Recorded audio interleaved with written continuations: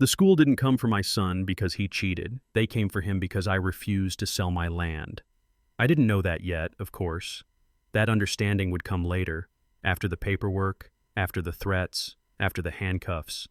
But some truths announce themselves quietly, the way a storm does before it shows its teeth. That morning, I woke up before the sun. I always did. The house was still, holding the kind of silence that only exists when you've lost someone and learned to live carefully around the empty spaces they left behind. The clock on the wall ticked. A sound older than me, older than this house. It had belonged to my father. He said time should never be loud, it should just watch. I moved through the kitchen without turning on the radio. Coffee first, then bread, then the lunchbox. 2 sandwiches, an apple.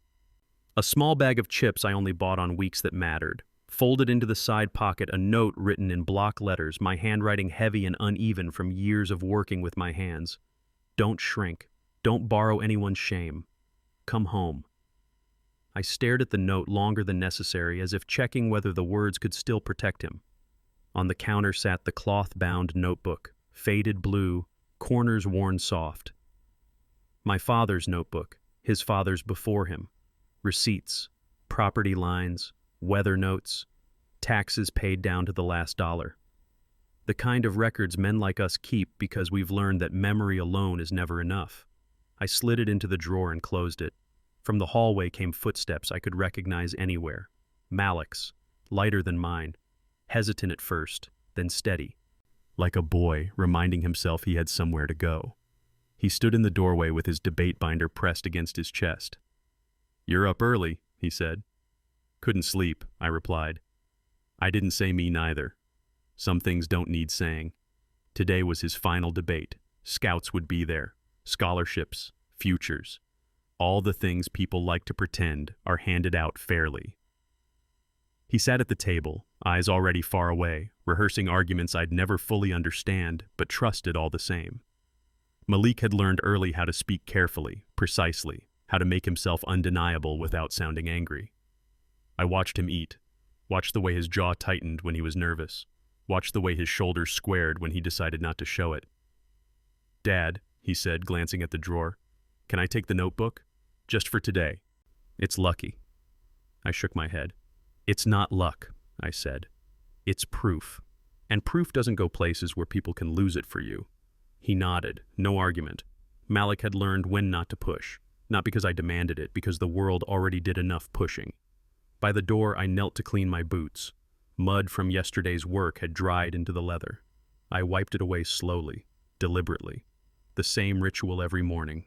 My father taught me that, too. Stand clean when you walk into a place that thinks you don't belong. Malik watched from the table. He knew what it meant. Outside, the air cut cold against our faces. The truck started on the second turn of the key. As we drove toward Greenwood High, the building came into view. Bright, orderly, flags flying straight. Places like that always looked honest from a distance. I kept my eyes on the road, but my hands tightened on the steering wheel. Not from fear, from instinct. Something in my chest told me this day wasn't about a debate. It wasn't even about my son. It was about what a system does when a man refuses to step aside. And as we pulled into the school parking lot, I understood, without evidence, without words, that whatever happened inside that building would not stay there.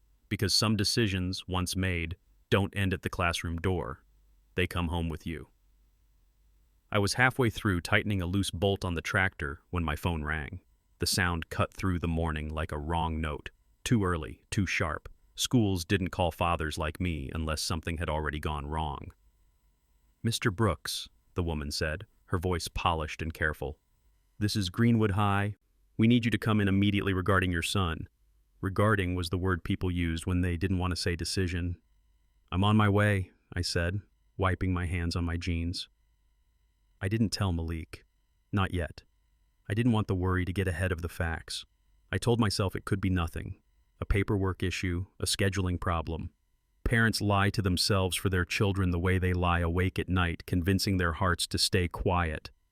The school parking lot was already full when I arrived. Students moved in clusters, backpacks slung low, laughter spilling out in careless bursts. Life going on, as if nothing had shifted. Inside, the air smelled like disinfectant and chalk dust. Familiar. Too familiar. I'd walked these halls before, for meetings, for conferences, for the kind of conversations that ended with smiles that never reached the eyes. The secretary didn't look surprised to see me. "He's waiting for you," she said, nodding toward the office at the end of the hall. The door was already open. Principal Crane stood behind his desk, hands folded, posture perfect. He looked like a man about to explain something unfortunate but necessary, like a storm described as weather. Malik sat in the chair opposite him. My son's binder lay closed on his lap. His back was straight, too straight. "Dad," he said quietly when he saw me. I nodded, placing myself beside him, close enough to feel the heat of his shoulder, close enough to remind him he wasn't alone. "Thank you for coming so quickly, Mr. Brooks," Crane said. His voice was smooth, rehearsed. "I'm afraid we have a serious matter to address."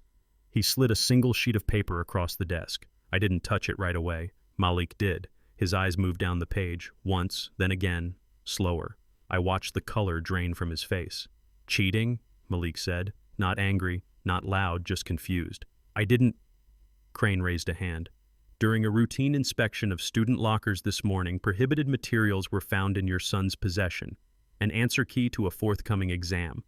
I felt something cold settle behind my ribs. "Routine inspection," I repeated. Crane met my eyes without flinching. "Yes, random." Random was another word people used when they meant targeted. "May I see it?" I asked. Crane slid the paper closer. It was a photocopy. Crisp. Clean. Too clean for something that had supposedly lived in a teenager's backpack. "That's not mine," Malik said. His voice was steady now. "I've never seen that before." Crane sighed, the way men sigh when they want to sound disappointed instead of pleased. "I understand this is difficult, but Greenwood High has a zero-tolerance policy." "So you'll investigate," I said. "Check cameras, talk to teachers, look at timing." Crane shook his head slowly. "That won't be necessary." The words landed heavier than the accusation. "You're expelling him," I said. Not a question. "Effective immediately," Crane replied.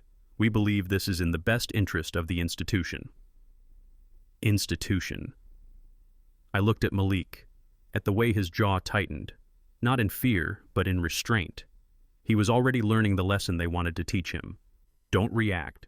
Don't give them anything they can use. "This doesn't make sense," Malik said. "Yesterday."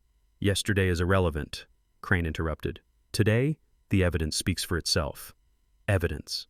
I thought of the notebook in my kitchen drawer, of receipts and lines drawn carefully by men who knew how easily truth could be erased if it wasn't written down. "You're making a mistake," I said quietly. Crane's expression didn't change. "My decision is final." A security guard appeared at the door, summoned without a word. Malik stood. So did I.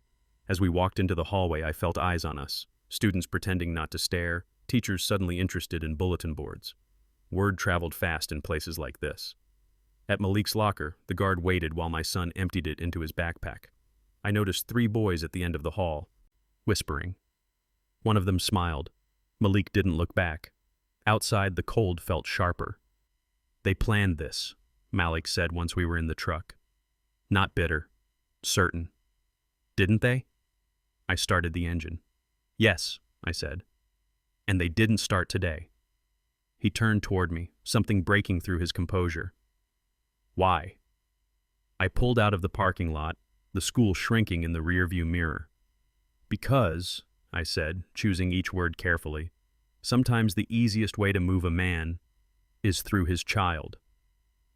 I didn't know yet how far they were willing to go, but I could feel it coming, like pressure building underground, waiting for the first crack. They didn't give us a day, not even half of one. We had barely crossed the property line when a black sedan turned in behind us, its tires crunching over gravel like it already belonged there. I parked the truck and waited. Some instincts don't come from fear. They come from experience. The man stepped out wearing a coat too clean for the road and shoes that had never known mud. He smiled the way people smile when they believe they're early, not rude. "Mr. Brooks," he said, extending a hand I didn't take, I'm Thomas Hale. I represent Evergreen Development. Evergreen. The word had been floating around town for months. Whispers at the diner. A sign posted and reposted near the highway with a rendering of trees that never existed. I'm busy, I said. Of course you are, he replied smoothly. I'll be brief. Malik stood beside me, backpack still on his shoulder, the weight of it pulling him slightly forward like a burden he hadn't set down yet. Hale's eyes flicked to my son, then back to me, not curious, calculating. We're assembling parcels along this corridor, he said, gesturing vaguely toward the tree line. A conservation forward project, jobs, infrastructure, an opportunity for the community. Is that why you're here? I asked. He didn't answer directly. Instead, he reached into his jacket and produced a folder, thick, already creased from being opened too many times before it ever reached me. Your land is ideally situated, he continued. We're prepared to offer a very generous amount, more than market value. He placed the folder on the hood of my truck as if it were a gift. I didn't open it. And if I say no? I asked. Hale smiled again, smaller this time. Then I'd say you should consider all the variables. Malik stiffened. What variables? My son asked. Hale's gaze slid to him, then away. Your son's situation, he said lightly, as if discussing weather. These things have a way of complicating futures. Colleges are sensitive to integrity issues. The words were measured, careful, practiced. My chest tightened, not with anger but with clarity. You knew, I said, about the expulsion. He didn't deny it. Small towns share information quickly. I stepped closer, close enough that he had to look up at me. You came here today because you knew this morning. Hale adjusted his cuffs. I came here because timing matters. I laughed once, short and humorless. Get off my land. His smile faded. Mr. Brooks, I said get off my land. He held my gaze for a long moment, then nodded as if confirming a note in his head. I'll leave the folder, he said. In case you reconsider. I picked it up and handed it back to him. No, I said. You won't. He took it, surprise flickering across his face before he masked it again. Very well, but understand this. Progress doesn't wait. I know, I replied. It runs people over. He turned toward his car. Before getting in, he paused. One more thing, he said over his shoulder. You should keep an eye on your property tonight. Accidents happen. The sedan backed out and disappeared down the road. Malik exhaled slowly. Dad, he said, that wasn't about me, was it? I looked at the fields, at the fence my father built, at the line of trees my grandfather planted to break the wind, at the ground that had never asked us for anything except work. No, I said, it never is. We went inside. I slid the bolt home and drew the curtains, though it was still afternoon. The house felt smaller somehow, as if the walls had leaned in to listen. That evening, as the light thinned and the air grew sharp, I stepped onto the porch and scanned the edge of the property. Everything looked the same.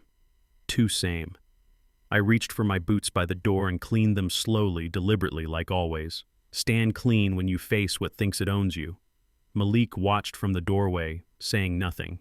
Somewhere beyond the trees, a sound carried on the wind, metal on metal, distant engines, the low hum of men who believed the land would give way if they pushed long enough.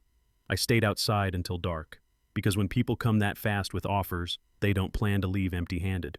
And that night, as the first smell of smoke crept into the air, I understood this was no longer a negotiation. Smoke has a way of telling the truth before words do. It reached me first as a taste, bitter, metallic, clinging to the back of my throat as I stepped off the porch. The night was quiet in the way nights become quiet when something is wrong. No insects, no wind, just the low, waiting stillness of land that senses violence before it arrives. Malik, I called, already moving. Get your shoes. By the time we reached the fence line, the glow was visible, an ugly orange licking the dark, pulsing like a heartbeat that didn't belong there. The fire sat low, crawling along the edge of the field where the brush grew thickest, not wild, not careless, placed. I grabbed the hose from the shed while Malik ran for the buckets. We worked without speaking, the way men work when language would only slow the body down. Water hissed against heat, smoke billowed, then thinned. My arms burned. My lungs did too. I kept going until the flames gave up, until the field lay steaming and scarred but standing. We stood there afterward, breathing hard, the night pressing close again. "This wasn't an accident," Malik said. I nodded. I crouched near the blackened earth and sifted through the ash with my fingers. Charred leaves, melted plastic, and then fabric. A strip of it, stiff and smelling of fuel, woven with a pattern I recognized from work gloves sold at the hardware store in town. I closed my hand around it. My father's voice came back to me then, uninvited and clear. Fire only burns what it's shown. It needs permission. I had given none. We walked the perimeter together, checking the fence posts, the barn doors, the old tractor that had seen better years. Everything else was untouched. That, too, was a message. They could reach us. They could stop whenever they wanted. Inside the house, Malik sat at the table, elbows on his knees, eyes fixed on nothing. I poured water into a glass and set it in front of him. He didn't drink. "Is this because of the land?" he asked. "Yes." "And the school?" "Yes." He swallowed. "So what do we do?" I leaned against the counter, the smell of smoke still clinging to my clothes. For a moment I let myself feel it, the anger, the fear, the exhaustion of realizing that saying no had consequences you couldn't outwork. Then I straightened. "We don't move," I said. "We don't sell. And we don't stay quiet." Malik looked up. "They'll come back. Probably. With worse." "Definitely." He nodded, absorbing it. He was 17, but the world had decided to speak to him like a man tonight, without warning, without mercy. I went to the kitchen drawer and took out the cloth-bound notebook. I laid it on the table between us and opened it to the middle, where my father's handwriting grew tighter, more urgent. Property taxes, paid, boundary markers, moved, documented, east parcel, disputed. Malik leaned closer.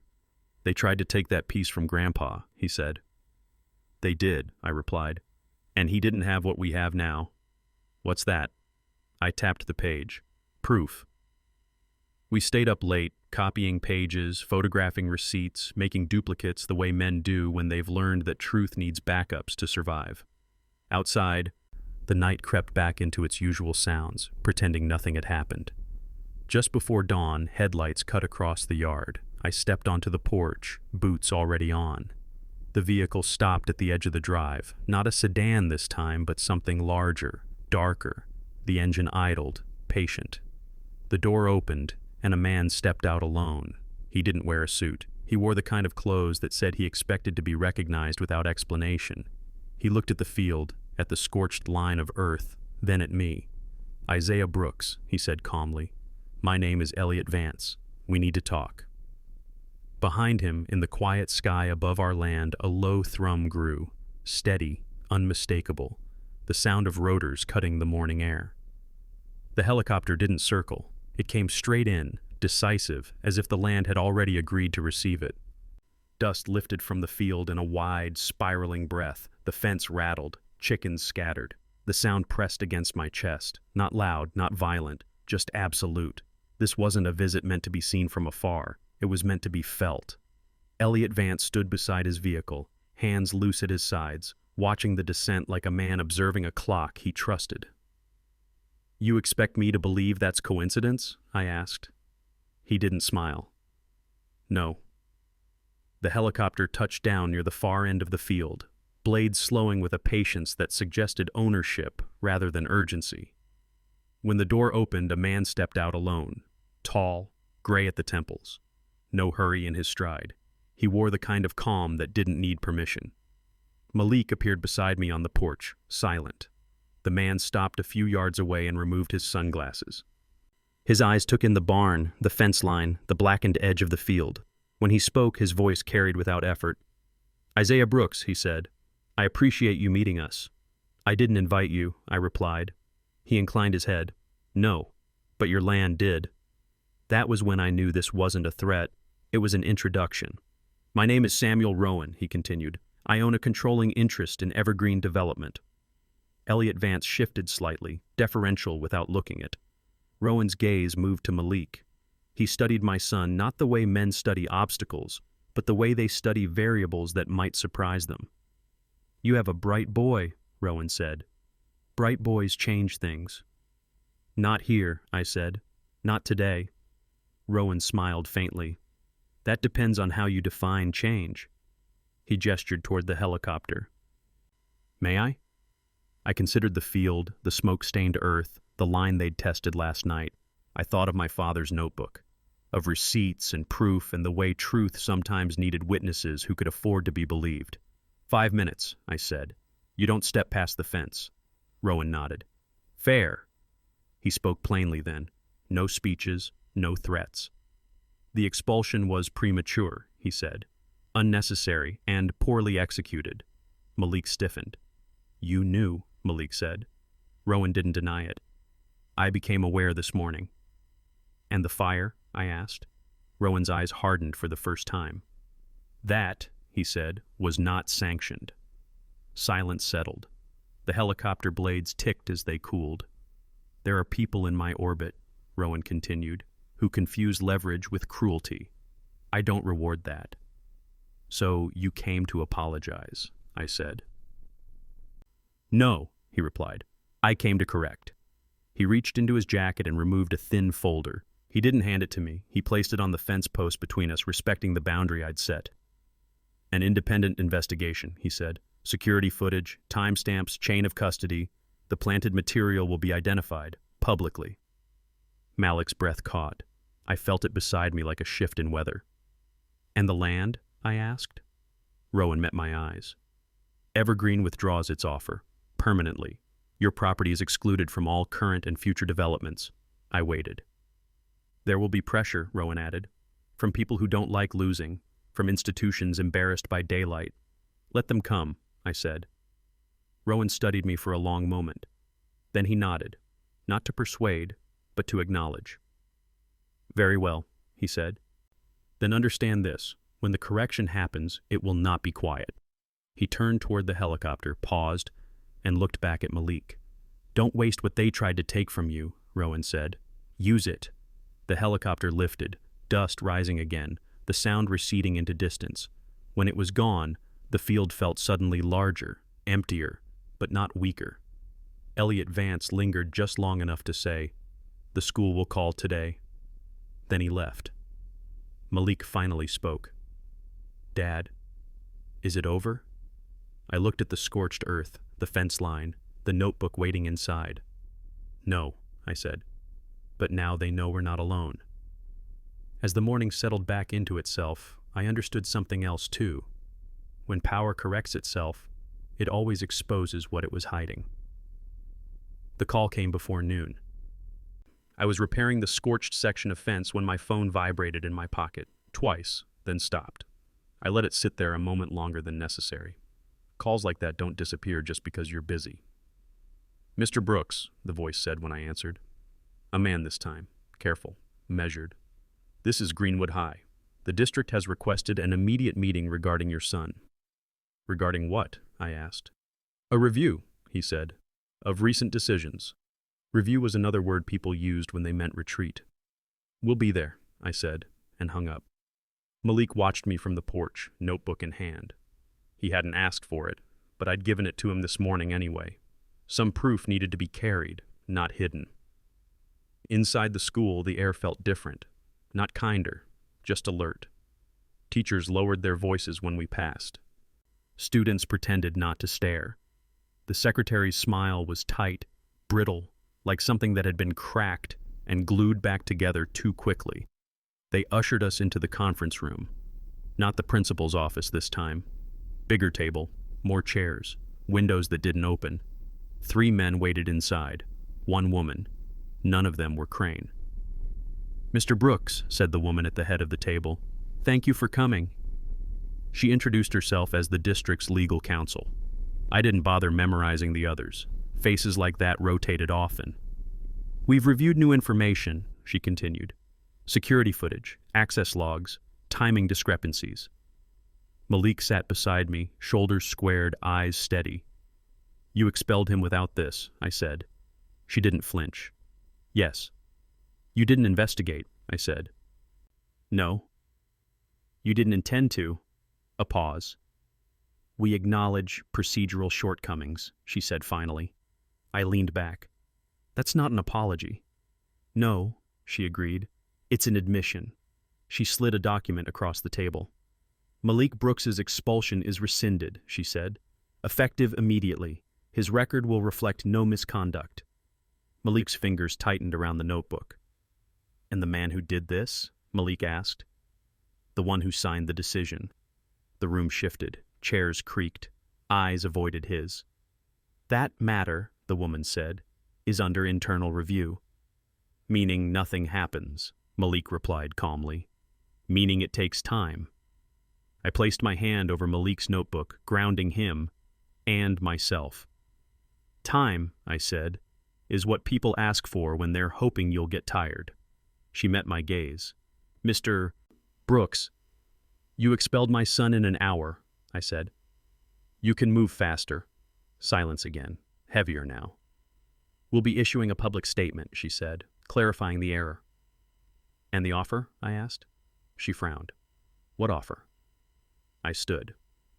The one that came to my house before the fire was even cold, I said. The one tied to land your maps don't show. Her expression changed. Not much, but enough. That, she said carefully, is outside the school's jurisdiction. That, I replied, is the only reason we're here. She closed the folder. You've made your point, Mr. Brooks. No, I said.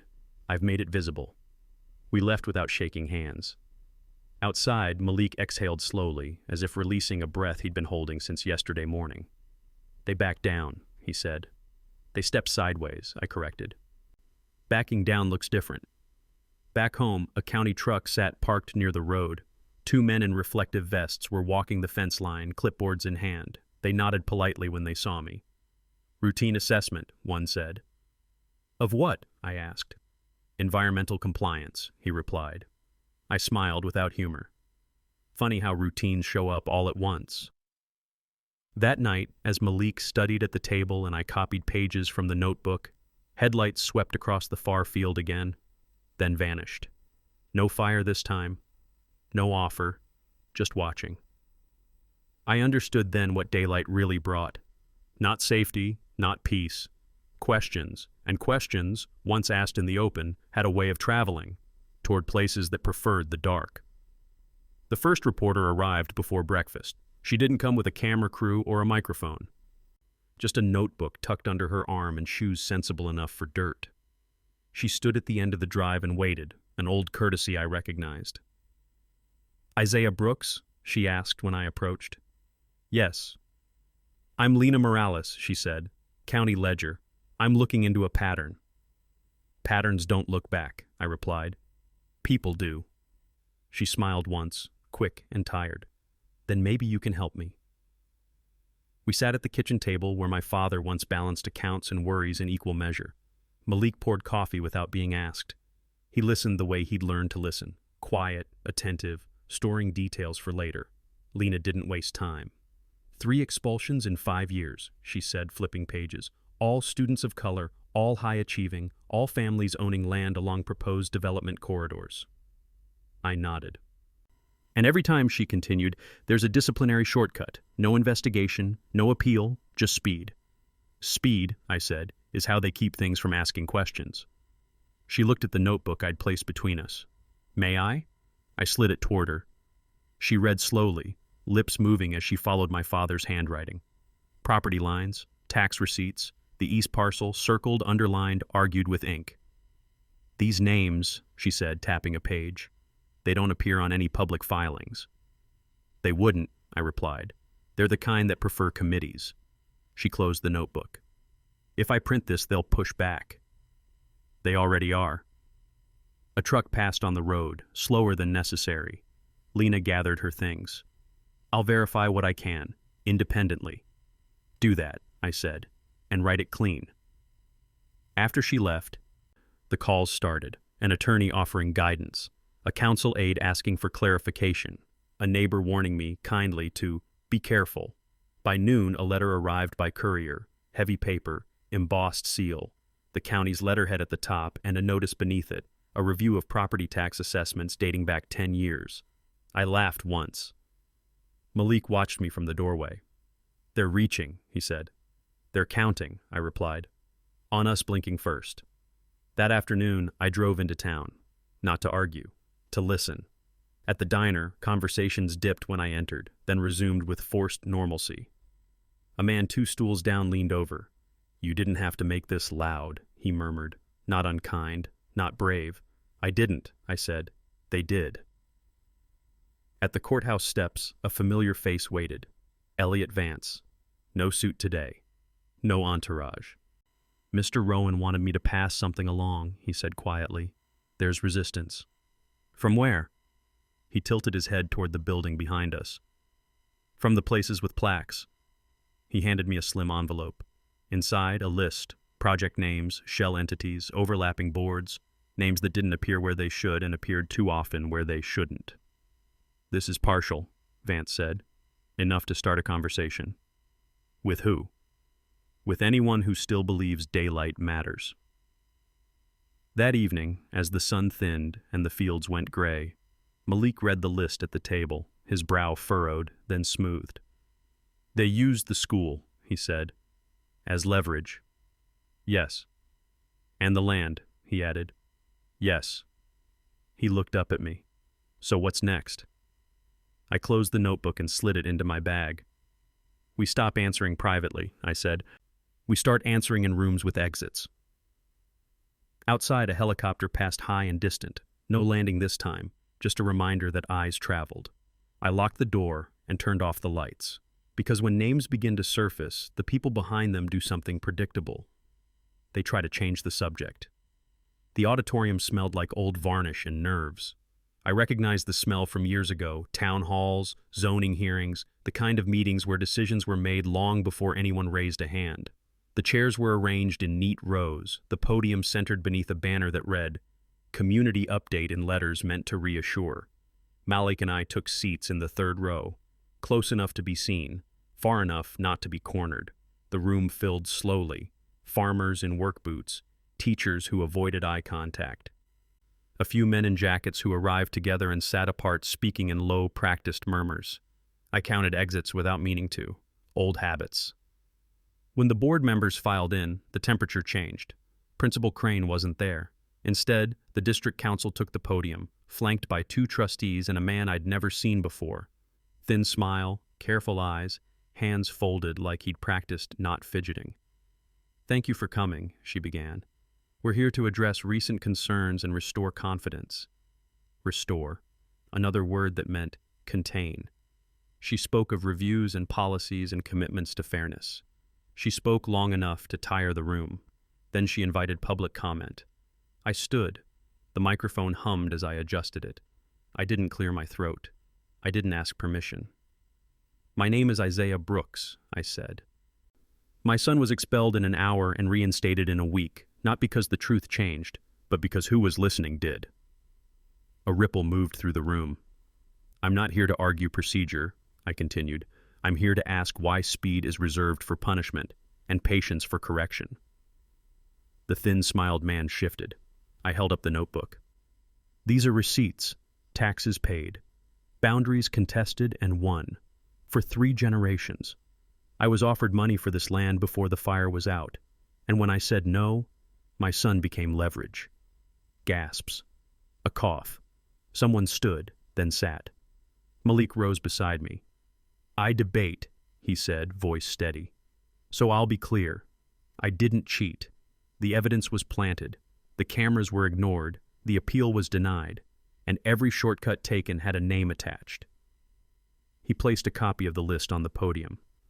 "Read them," he said, "or pretend you didn't see them." The district council reached for the microphone. "We can't verify," a voice cut in from the aisle. "I can." Lena Morales stood, notebook open. "County Ledger, we've verified 3 of these shell entities and their overlap with school board investments. We're publishing tomorrow." The room broke then, voices rising, chairs scraping, questions tumbling over one another. The thin-smiled man leaned into the council's ear. She nodded, tight. "This meeting is adjourned," she said quickly. "No," someone called. "It isn't." Security moved toward the aisle, not aggressively, yet. I felt Malik's hand brush mine. A small thing, steadying. Outside, night pressed against the glass. Headlights gathered. Phones lit up like a constellation of witnesses. The man with the careful eyes finally spoke. "Mr. Brooks," he said, forcing calm. "If you continue, you may expose people who don't need exposure." I met his gaze. "Exposure isn't the harm," I said. "It's the cure." We left before they could vote, before they could rewrite the minutes. The air outside was sharp and honest. Reporters clustered. Questions flew. I answered 2. Malik answered 1. Then a hand touched my elbow. Elliot Vance, again. No smile. "You shook the frame," he said. "They'll try to splinter it." "Let them," I replied. As we drove home, sirens sounded somewhere distant. Not for us. Not yet. The road unspooled under the headlights like a promise and a warning at once. At the gate, Malik looked out at the fields. "They'll come for the land again," he said. "Yes," I agreed. "But now they'll have to do it in daylight." I turned off the engine and listened to the night settle back into itself, because when a room has too many doors, someone always tries to escape, and the chase begins. They came for me at dawn, not with sirens, not with shouting, just a knock, firm, practiced, on the front door while the sky was still deciding what color to be. I knew the sound. It's the sound men use when they want you to understand that this isn't a conversation. I told Malik to stay in the kitchen. 2 deputies stood on the porch, hats in hand, eyes careful. Behind them, a county truck idled. Routine again. Everything was always routine when it wasn't right. "Isaiah Brooks," one of them said. "We have questions regarding discrepancies in property tax filings. We'd like you to come with us." "Am I under arrest?" I asked. "Not at this time." "Then you can ask them here." He hesitated. The other deputy glanced toward the fields, the fence line, the barn that had been patched twice in a week. "We can make this easier," the first said. "For who?" I replied. He didn't answer. Malik appeared in the doorway, notebook pressed to his chest. I shook my head. Once. He stayed. "I'll come," I said. "On one condition." The deputy waited. "My son rides with me." They looked at each other, then nodded. At the courthouse, they put me in a room with a table bolted to the floor and a clock that ran slow. A man in a suit arrived carrying a folder thicker than it needed to be.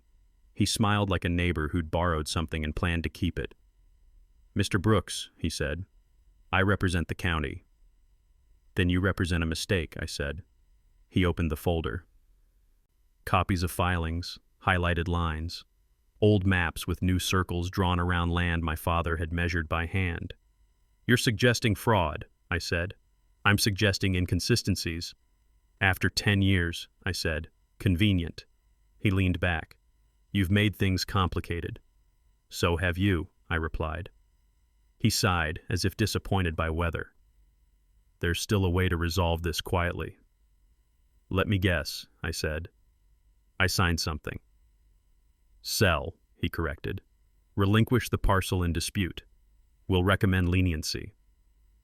I stood. He raised a hand. "Think of your son." "I am," I said. "That's the problem." Outside, Malik waited on the steps. He didn't ask what they'd said. He didn't need to. On the drive home, my phone buzzed. Once, then again. Lena Morales, Elliot Vance. A number I didn't recognize. I answered the unknown one first. "This is the state auditor's office," the voice said. "We've received materials concerning overlapping interests between county officials and development entities. We'll need originals." I smiled for the first time that morning. At the farm, a survey crew had arrived unannounced, stakes already set. I pulled them out with my hands, one by one, and laid them neatly by the road. That afternoon, the ledger published. Names, dates, a diagram that made the quiet parts loud. By evening, the story was everywhere. The calls stopped, then started again, angrier, shorter. After dinner, Malik set the notebook on the table between us. "They'll keep coming," he said. "Yes," I agreed. "And they might win," he added. I looked at him, really looked, at the boy who had learned to stand without flinching. Winning isn't always keeping everything, I said. Sometimes it's choosing what you won't give. He nodded. Headlights swept the far field again, closer this time. Then a familiar sound. Low, steady, cut the night. Rotors. The helicopter didn't land. It hovered, lights bathing the barn, the fence, the house. A message written in air. I stepped onto the porch and didn't move. It rose and disappeared. I knew then what tomorrow would bring. Papers filed, votes cast, doors closed and opened somewhere else. And I knew this too. The last move would not be quiet, and it would not be theirs. The vote happened without us in the room. That was the first mercy. I learned about it the way most truths arrive at the end of a long fight, through a short call that didn't try to sound important. "Mr. Brooks," the voice said, steady and unfamiliar. "This is the state auditor's office. The county's assessment has been suspended pending a full review, effective immediately." I leaned against the porch rail and watched the fields breathe. "And the parcel?" I asked. "A restitution order is being drafted," she replied. "The east boundary will be restored, title included." I thanked her and ended the call. I didn't celebrate. Men like me don't celebrate things that should never have been taken in the first place. Malik came out with 2 mugs of coffee and handed me one. We stood side by side, shoulder to shoulder, the way we had stood through smoke and noise in rooms with too many doors. "So," he said, "that's it?" "No," I answered. "That's the part that stays." By noon, the school released its statement, carefully worded, apologetic without apology.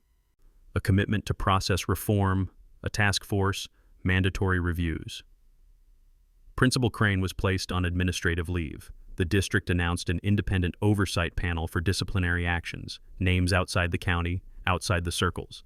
It wasn't justice, but it was structure. By evening, the development maps vanished from the county website.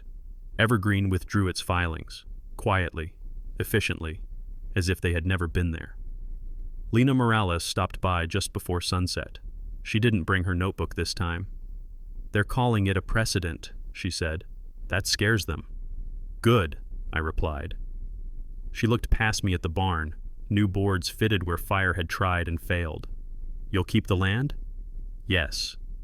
"And the fight?" I considered the fields, the line my grandfather planted to break the wind. "Different fight now," I said. "Same rules." After she left, Malik and I went inside and opened the notebook one last time. We added a page together, dates, outcomes, names that mattered. Then I closed it and handed it to him. "Keep it," I said. He hesitated. "It's yours." "It's proof," I replied, "and proof should move forward." Later that night, a car pulled into the drive. No sirens, no dust. Elliot Vance stepped out alone. "Mr. Rowan asked me to tell you he's stepping back," he said. "Publicly, permanently." "Tell him thank you," I said. "And tell him this land isn't a bargaining chip." Vance nodded. "He knows." He left without shaking hands. The house settled. The night returned to its honest sounds, crickets, wind, the far-off hum of a road that would keep going whether we were watching or not. Malik stood at the doorway, looking out. "I'm not going back," he said. "To the school?" "No," he said. "To pretending it works the same for everyone." I nodded. "Then don't." He smiled. Not big, not triumphant. Just clear. Weeks later, the fence line was rebuilt properly. The east parcel came home. The county posted new rules for disciplinary hearings. The district hired an ombudsman with teeth. Small changes, written down. That's how things last. On a cool morning, Malik left for his first debate out of town. No banners, no ceremony. Just a bus ticket and a backpack that felt lighter than it used to. Before he boarded, he turned back. "Dad?" "Yes." "Thank you for not moving." I watched the bus disappear and felt the quiet settle.